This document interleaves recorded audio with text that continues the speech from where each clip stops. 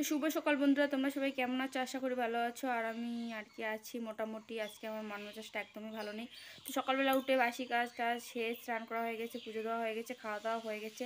কালকের ভাত ছিল, কালকে ডিম আর আলু রান্না করেছিলাম। না, ডিম আর আলু না, এই ভুলেই গেলাম।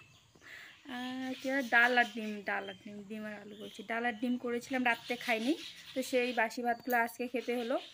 তো এত থালিগুলো রয়েছে, এখন আমি মাজবো। তো ভাবলাম তোমাদের সাথে কথা বলে নিই। তো 4 মাস হয়ে গেল আমি বাবার বাড়ি যাই না। 4 মাস থেকে 5 মাসে পড়লাম।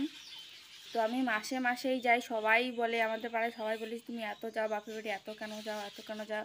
এবারে যে আমার কপালটা 4 মাস থেকে আমি যাই না, 5 মাসে পড়লাম। তো আজকের দিনে আমি আশা করেছিলাম যে আমি বাড়ি যাব, কিন্তু সেই আশাটাও আমার থাকলো না। এগুলো কাকু নিমন্ত্রণ দিতে, আমার নিজেরই কাকু, আজকে হচ্ছিলো অনুষ্ঠান। তো আজকের দিনে আমি আশা করেছিলাম যে যাব আমি, বাড়িতে সবার সাথে দেখা হবে। সেই যে তোমাদের সাথে শেয়ার করেছিলাম যে মা ব্যাঙ্গালোরে গেছে, সেই গেছি। আর মানে এখনও আর যাইনি। তো 4 মাস হয়ে গেল, 5 মাসে পড়লাম।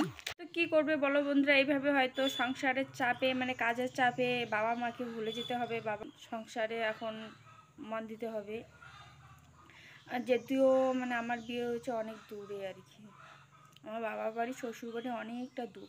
তো বন্ধুরা বেশি কথা না বলে আমি থালগুলো মেজে নেই। তো দেখো আমার চোখ ঠোকগুলো কিন্তু ফুলে গেছে, মুখটা একটু ফুলে ফুলে গেছে, কারণ কান্না পাচ্ছে।